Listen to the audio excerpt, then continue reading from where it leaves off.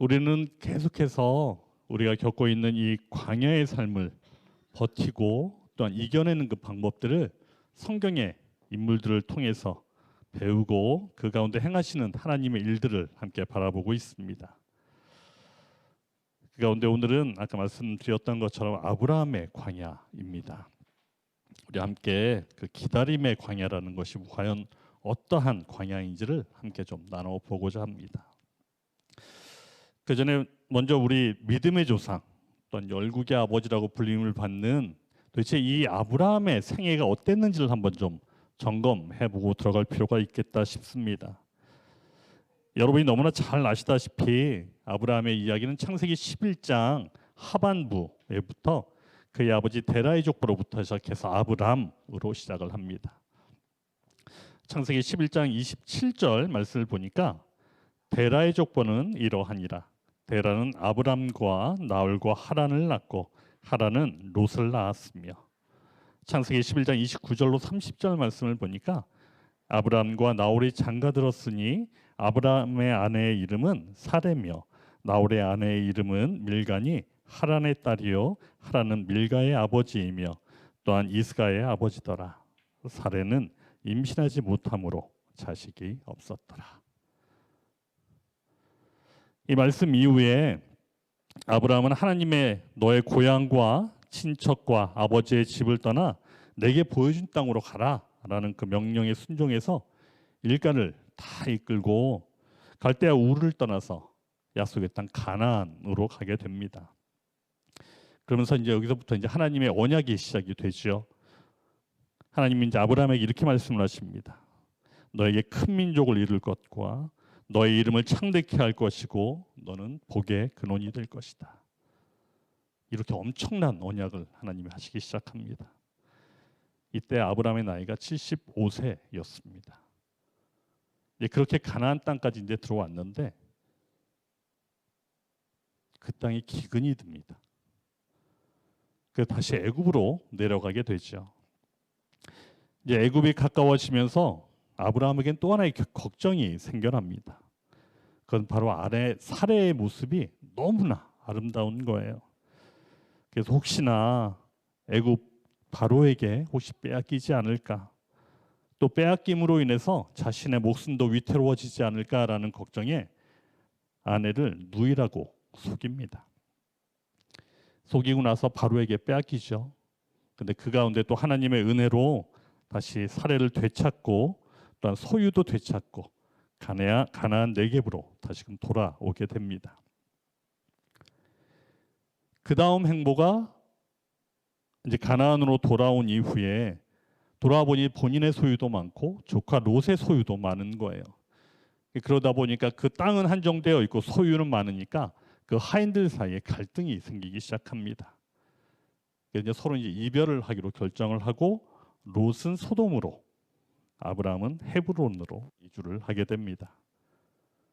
이때 또 하나님이 아브라함에게 나타나서 언약을 하십니다. 눈에 보이는 모든 땅을 너와 내 자손에게 주고 자손을 그 땅에 티끌 만큼 하겠다. 또 한 번의 언약을 하시는 거죠. 그리고 그 이후에는 이제 주변국들이 약탈과 전쟁으로 인해서 소돔에 거주하던 조카인 롯이 포로로 또한 잡혀가게 되어지고 아브라함은 동맹 맺은 모든 사람들과 함께 롯을 구출해내게 합니다. 그리고 돌아오는 길에 살레망 멜기세덱에게 또한 축복을 받게 되죠. 그리고 멜기세덱에게 노획물의 10분의 1을 전달하게 됩니다. 우리는 이것을 11조의 시초라고 얘기를 하곤 합니다. 그 많은 일들이 지나고 나서 하나님이 환상 중에 또 나타나십니다. 아브라함에게 임하셔서 그를 위로하시면서 이렇게 말씀을 하십니다. 창세기 15장 1절에 이후에 여호와의 말씀이 환상 중에 아브라함에게 임하여 이르시되 아브라함아 두려워하지 말라.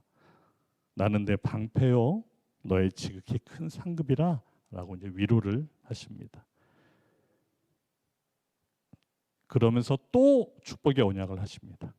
창세기 15장 4절로 5절 말씀에 여호와의 말씀이 그에게 임하여 이르시되 그 사람이 내 상속자가 아니라 내 몸에서 날 자가 내 상속자가 되리라 하시고 그를 이끌고 밖으로 나가 이르시되 하늘을 우러러 무뼈를 셀 수 있나 보라. 또 그에게 이르시되 내 자손이 이와 같으니라. 이렇게 시간이 흘러 가나안 땅에 들어온 지 온 10년이 지났습니다. 75세 아브라함이 들어왔으니까 85세가 된 거죠. 이때 아내 사레가 이렇게 아브라함에게 이야기를 합니다. 아무래도 하나님이 나의 출산을 원하시는 것 같지가 않습니다. 우리의 여종 하갈을 통해서 자녀를 얻는 것이 어떠할까요? 라고 아브라함에게 권면을 하고 아브라함은 허락하고 동침을 합니다. 그리고 그 다음에 하나님이 들으신다라는 의미의 이스마엘이 태어나게 됩니다. 그리고 성경 말씀은 시간을 훌쩍 뛰어넘어 13년이시나 아브라함의 나이가 99세가 됐을 때 이야기로 넘어갑니다. 이때 하나님이 나타나셔 또 한 번 말씀을 하시죠. 창세기 17장 1절로 2절 말씀에 아브라함이 99세 때에 여호와께서 아브라함에게 나타나서 그에게 이르시되 나는 전능한 하나님이라. 나는 내 앞에서 행하여 완전하라. 내가 내 언약을 나와 너 사이에 두어 너를 크게 번성하게 하리라 하시니. 그리고 나서 아브람과 사레의 이름을 바꾸십니다.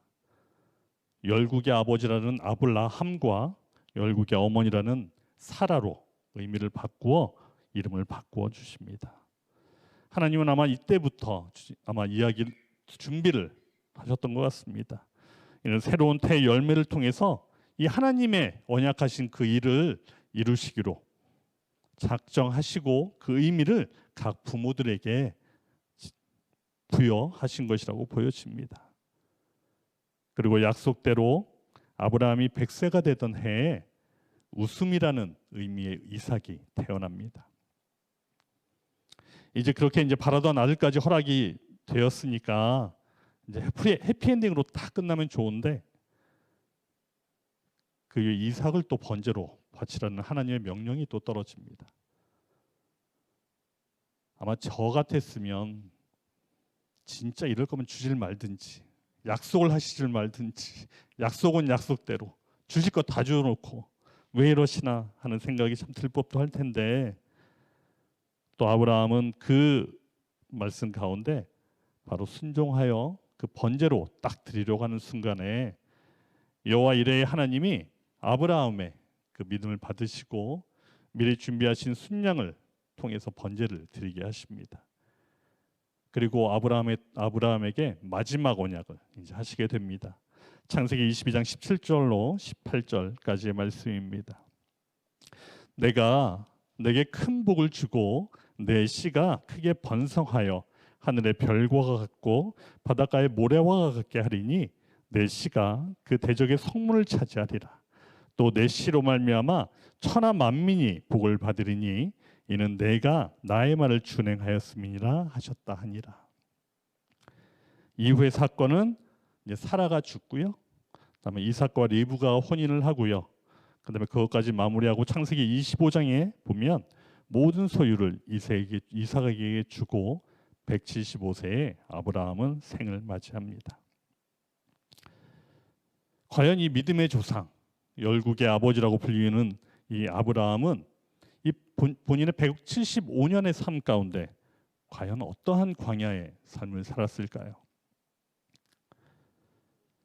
이건 좀 다른 이야기이지만 아마 우리 이철진 권사님은 아마 이해를 하시리라고 봅니다. 우리 기업 거래들의 상거래를 보다 보면 물론 현금 결제로 하는 경우가 있지만 약속어음이라는 걸 좀 발행을 합니다. 약속어음을 발행을 하는 가장 큰 이유는 조금 지불을 유예할 수 있는 여유를 좀 주는 거죠. 그래서 물건을 구매한 사람이 현금을 주는 대신에 그 물품 금액을 언제까지 갚겠다 해서 약속어음을 발행을 합니다. 그런데 이 약속어음에는 반드시 기재가 되어져야 할 내용들이 있습니다. 첫 번째는 어음을 받는 수취인이 반드시 들어가야 되고요. 다음에 발행하는 발행인이 들어가야 되고요. 다음에 발행 금액, 발행 일자, 그리고 만기일까지 꼭 반드시 들어가야 합니다. 이 어느 것 하나 누락이 되면 그 어음의 가치는 아예 없어지는 상황인 거죠. 오늘 함께 본 창세기 11장 하반절부터 25장까지의 말씀을 보면 하나님은 아브라함에게 5번의 언약을 하십니다. 다시 말하면 5번의 약속 어음을 이제 주신 거예요. 이렇게 5번을 주셨는데 앞선 3번의 약속 어음을 보면 수취인은 아브라함입니다. 그리고 발행인은 하나님이시고요. 발행 금액은 뭐라고 감당할 수 없을 만큼의 금액을 써주십니다. 발행일자는 당연히 하나님이 그날 말씀하신 날짜시겠지요. 문제는 만기일이 없습니다. 이 어음은 도저히 어떻게 쓸래야 쓸 수 없는 어음인 거죠. 과연 이 상황을 어떻게 해야 할까요? 처음 저희가 읽었던 하나님의 언약을 따라 이동했던 그 익숙한 곳을 떠나 갔던 약속의 땅, 그 가나안 땅 갔을 때 아브라함에게 과연 가장 먼저 닥친 일이 과연 무엇이었을까요? 기근이었습니다. 그렇게 엄청난 큰 약속을 하시면서 내보내셨으면 그래도 먹고 살 만큼은 해주셔야 되지 않았을까? 뭐 큰 거 바라는 것도 아니고. 이 창세기 12장 10절에 그 땅에 기근이 들었으므로 아브라함이 애굽에 거류하려고 그리로 내려갔으니 이는 그 땅이 기근이 심하였으리라. 하나님의 약속을 따라 찾아간 이 젖과 꿀이 흐른다는 이 가나안 땅, 그 땅에 기근이 와서 애굽으로 향해야 하는 이 아브라함의 이 마음은 과연 진짜 어땠을까요? 진짜 아마 큰 기대를 가지고 본인에겐 낯선 신인 그 여호와의 그 약속 하나 그거 붙잡고 엄청난 결단으로 그 가나안 땅까지 왔는데 결국에는 와보니 굶어 죽어야 될 상황이 된 것입니다. 아마 모르긴 몰라도 이 젖과 꿀이 흐른다는 이 땅에 기근까지 왔으니 아브라함의 실망은 참 컸을 것 같습니다. 그런데 이거보다 더한 실망은 나타나실 때마다 약속하시는 거 하나님인 거예요. 자손 번성의 약속은 전혀 지켜질 기미도 안 보이지요. 또한 잊힐 때마다 하면 나타나시고 포기할 때쯤 되면 나타나시고 희망 고문이 5년이 지나고 10년이 지나고 15년이 지나고 20년이 지나도 절대 해결이 되어지지 않는 상황이었습니다. 결국 가나안 땅에 들어오고 25년 아브라함이 100세가 되던 해에 그 약속이 드디어 이루어집니다. 우리가 앞에서 지금까지 그 아브라함의 연대기를 한번 쭉 살펴봤잖아요. 가나안에서의 아브라함의 25년은 거의 좋은 일이 하나도 없었습니다. 행복한 일도 없었고 즐거운 일도 없었고 오자마자 기근이 들어 애굽으로 내려갔지요. 소돔과 고모라 성이 멸망하는 걸 또 봐야 됐지요. 또한 포로로 잡혀가는 조카를 옷을 또 구해냈어야 되지요. 또 아들을 주시지 않아서 여종 하갈을 통해 이스마엘을 또 봤지요. 또한 이스마엘로 인해서 가정 불화가 또 일어나고 결국 그 아들을 내쫓아야 하는 그런 고통의 시기까지 감내를 했던 것이 아브라함의 그 가나안에서의 생활이었습니다. 결국 이 시간이 지나고 나서야 비로소 아들을 주시며 그 이름을 웃음이라는 의미의 이삭이라고 주어주셨을 때 아마 아브라함은 그때서야 한번 웃었을 수 있지 않았을까 싶습니다. 그런데 그것도 잠시지요. 어렵게 얻은 이 아들 이삭을 바쳐야 하는 또 이 아버지의 심정. 물론 이제 하나님께서는 아브라함의 그 마음을 받으시고 마무리는 되지만 이 일 후에 아내 사라가 죽었다고 성경은 이야기하고 있습니다. 이 아브라함에게 약속의 땅인 가나안은 광야의 삶이었습니다. 땅은 약속의 땅이여라고 명명을 하지만 결국 그의 삶 자체는 광야의 삶을 살아갔던 것이죠.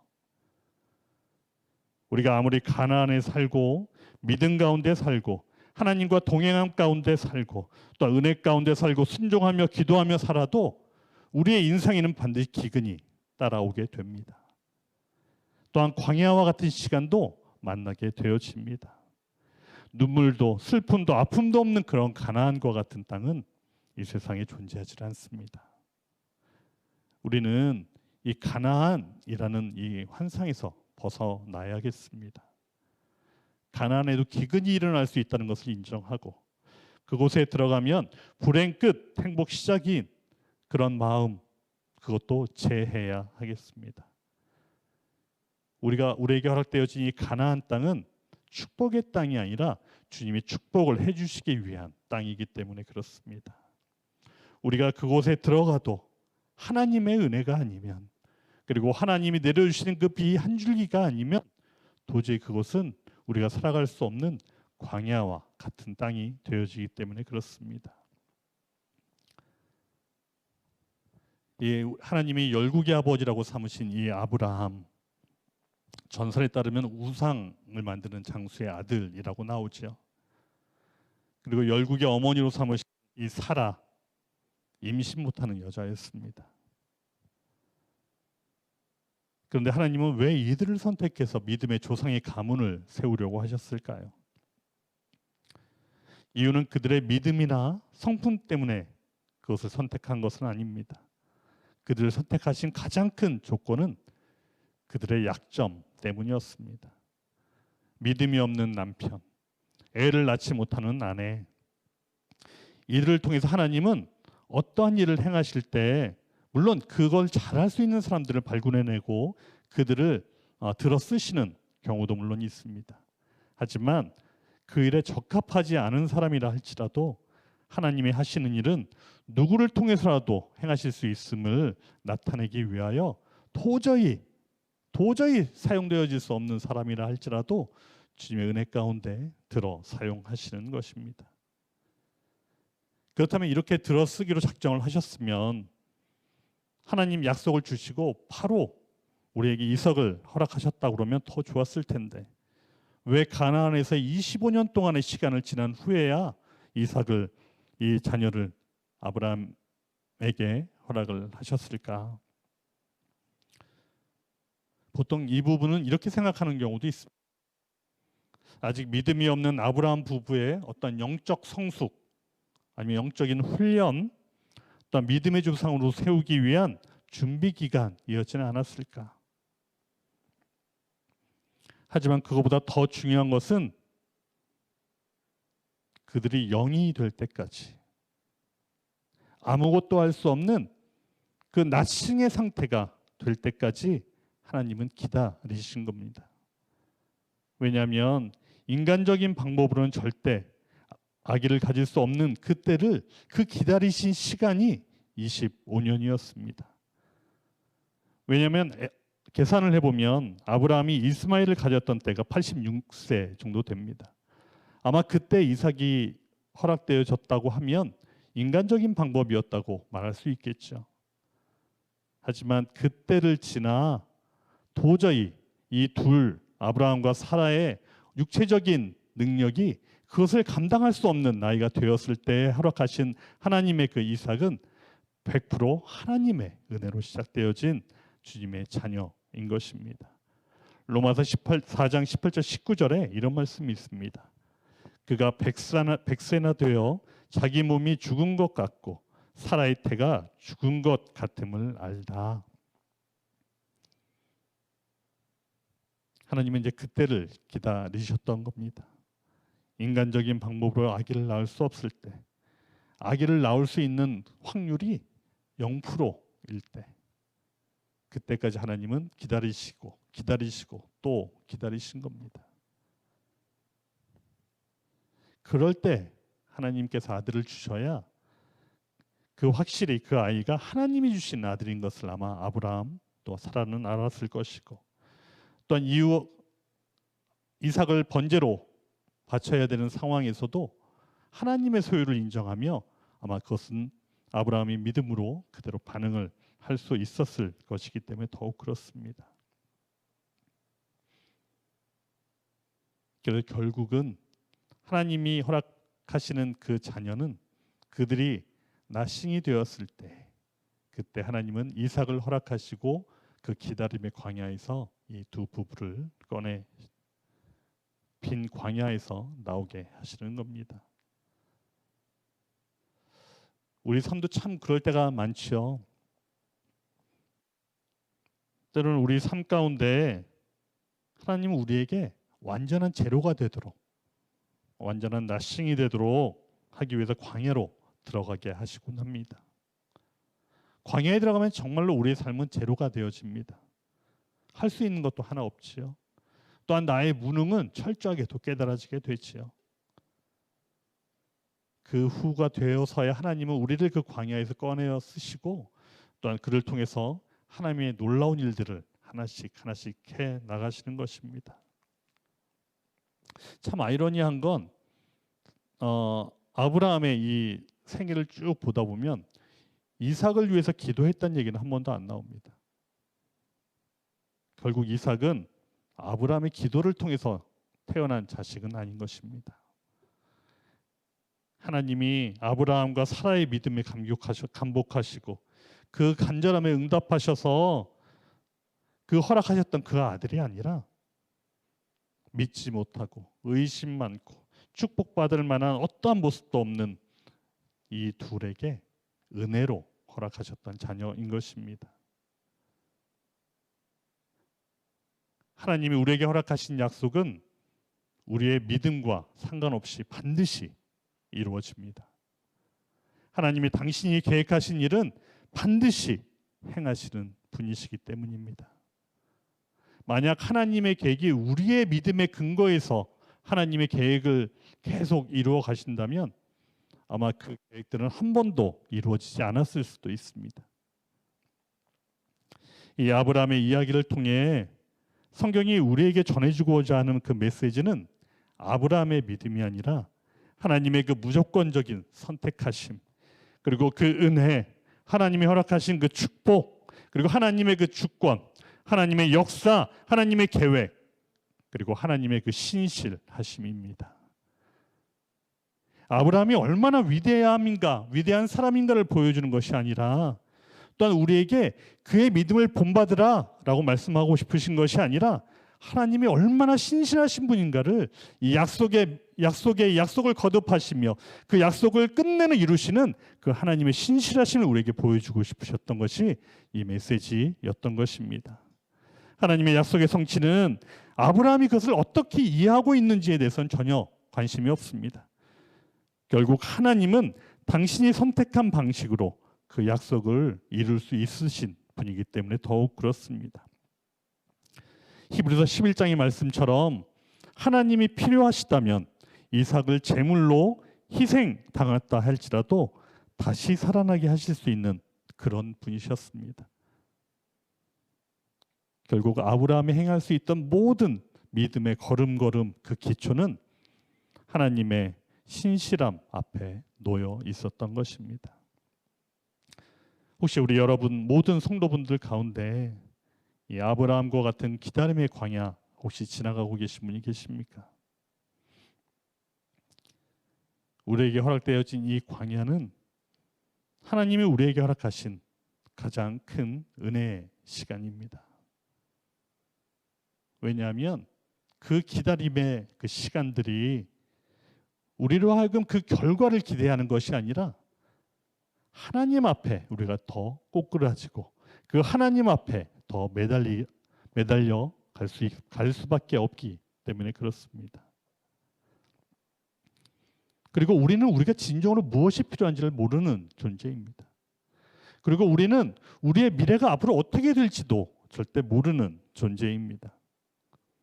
하지만 하나님은 나의 그 모든 필요를 아시고 나의 미래를 아시는 분이시기에 아마 그분은 나에게 가장 좋은 것으로 가장 알맞은 때에 주시라는 그 담대한 믿음이 우리에게 계속해서 생겨나는 것입니다. 미국의 탁월한 강연자이자 목회 상담가인 폴 트립 목사님이라는 분이 계세요. 근데 그 목사님께 이런 말씀을 하셨다고 합니다. 기다림은 그 기다림의 끝에 내가 무엇을 얻을지에 관한 그런 것만은 아니다. 이 기다림 가운데 그 기다리면서 내가 과연 어떠한 모습으로 되어 가느냐 하는 것이 진정한 기다림의 길이다라고 말씀하셨다고 합니다. 우리 삶 가운데 광야가 있다고 믿으시나요? 또 나는 지금 광야의 삶을 살고 있다고 생각을 하시나요? 그것은 우리가 하나님의 말씀을 믿는 증거입니다. 그리고 우리가 하나님의 말씀 앞에 순종하는 존재라고 설명하는 것입니다. 왜냐하면 그것이 광야라고 생각하지 못하고 광야인 줄 모르는 사람은 절대 기다리지 않습니다. 나의 인간적인 방법과 또한 나의 어떠한 세상적인 방법을 동원해서라도 그 광야를 벗어나려고 하기 때문에 그렇지요. 우리가 광야를 지날 때 그 기나긴 시간 동안 나는 이 어려운 가운데 있는데 과연 하나님은 무엇을 하고 계시냐고 우리가 따지기 전에 이 어두운 광야의 밤을 걷고 있는 우리보다 먼저 앞서가셔서 새로운 아침을 준비하시는 그 주님을 신뢰함으로 기대하고 또한 기도하고 기다리는 삶을 함께 살아갔으면 좋겠습니다. 그 기다림의 끝, 그 광야의 끝에서 우리의 나싱을 에브리싱의 은혜로 채우시려 기다리시는 그 하나님, 그 하나님의 신실하심을 신뢰하며 살아가는 저와 여러분이 되시길 소망합니다. 우리 함께 찬양하겠습니다. 주님 다시 오실 때까지 우리 함께 찬양하고 우리 함께 합심하여 기도하겠습니다.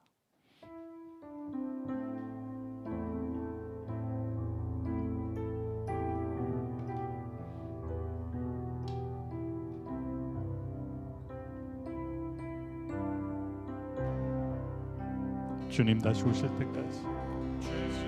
주님 다시 오실 때까지 나는 이 길을 가리라. 좁은 길 나의 십자가 지고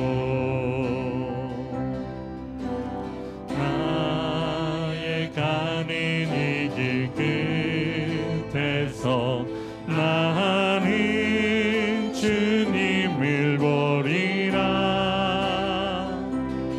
영광의 내 주님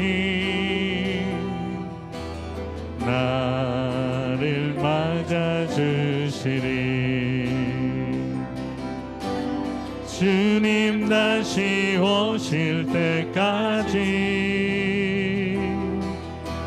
나는 일어나 달려가리라. 주의 영광 온 땅 덮을 때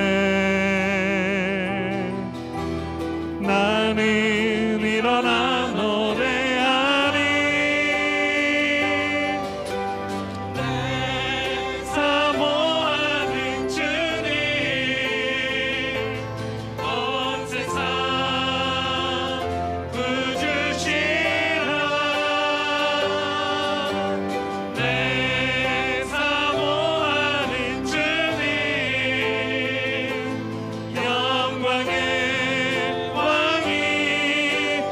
주님 다시 오실 때까지 주님 다시 오실 때까지 나는 일어나 달려가리라. 주의 영광 온 땅 덮을 때 나는 일어나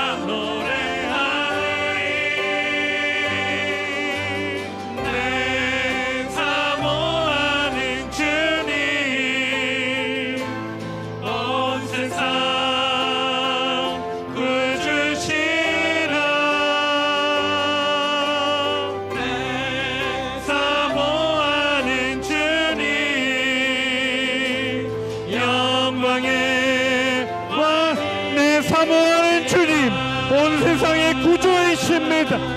내 사모하는 주님, 온 세상 구주시라. 내 사모하는 주님, 영광의 왕이시라.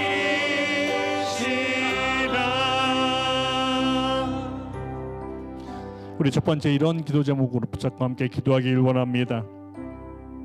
그 기다림의 끝, 그 광야의 끝에서 우리의 나싱을 에브리싱의 은혜로 채우시려 기다리시는 그 하나님의 신실함을 이렇게 하여 주옵소서.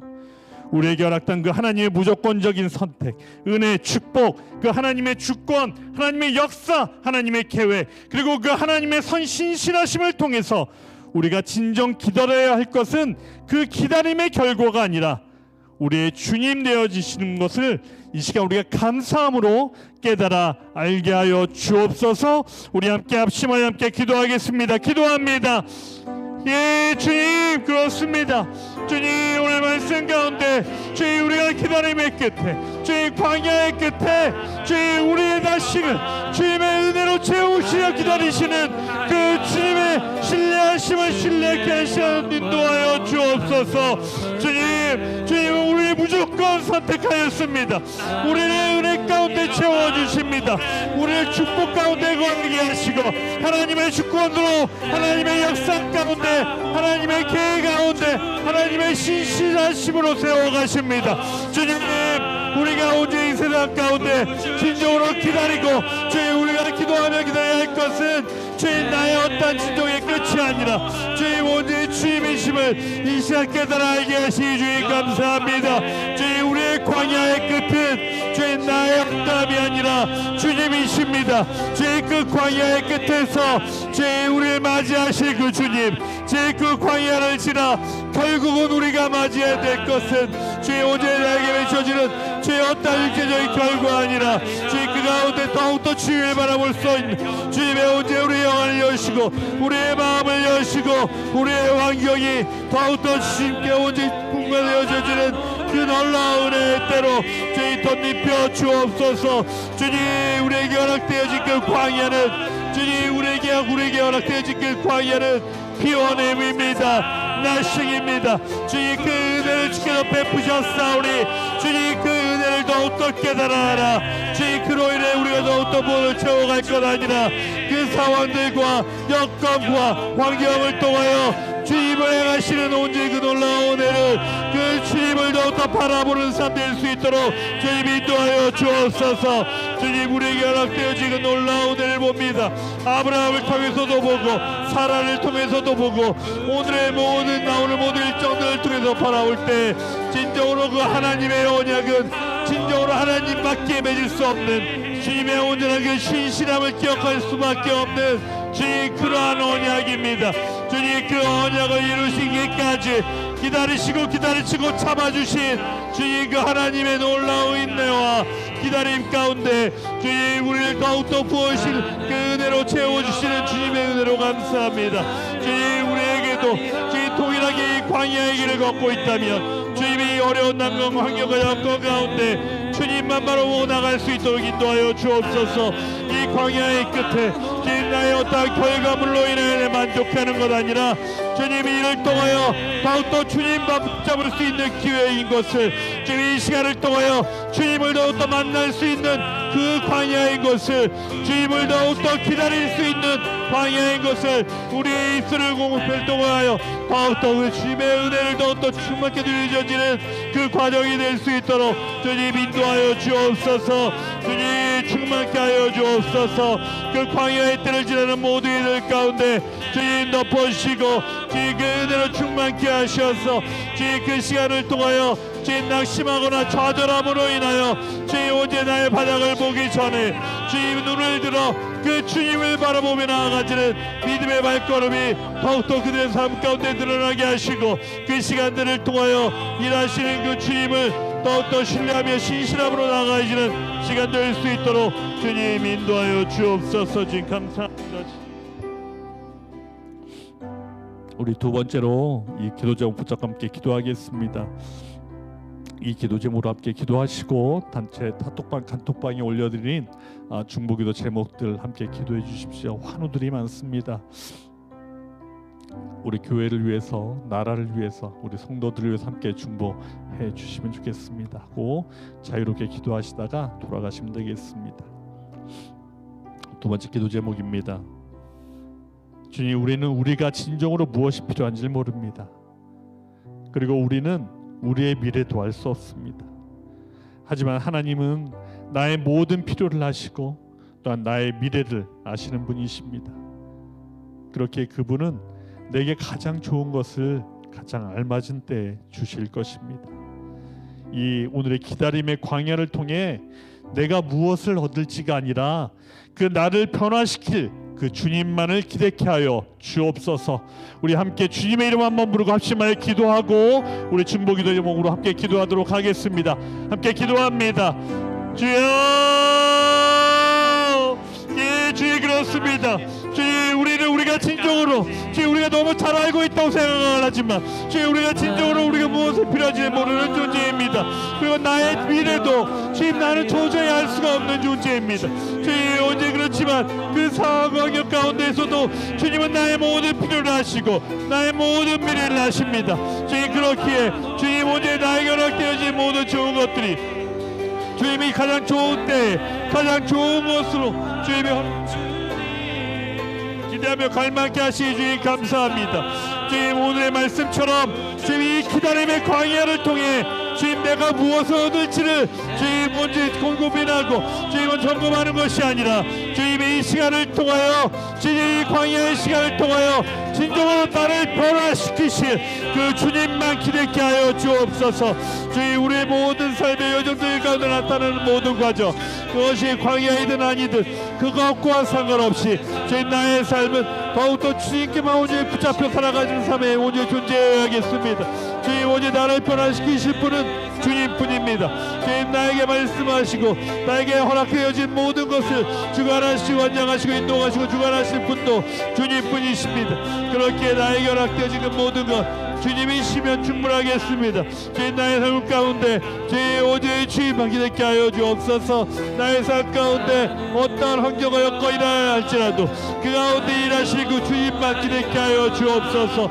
주님만 더욱더 기대케 하여 주옵소서. 주님만 더욱더 붙잡게 하여 주옵소서. 주님, 우리에게 허락되어진 모든 것 주님께서 오늘 허락하였던 것이오니 주님, 우리의 심령 가운데 주님의 온전함으로 인하여 나가진 모든 마음 가운데 공허함과 빈자리가 주님으로 마음에 채워져 주님, 우리가 다른 것 얻는 것에서 만족하지 못하는 존재인 것이 주님으로 존중하고 만족하고 나아갈 수 있도록 주님 인도하옵소서. 주님, 필요를 채워주옵소서.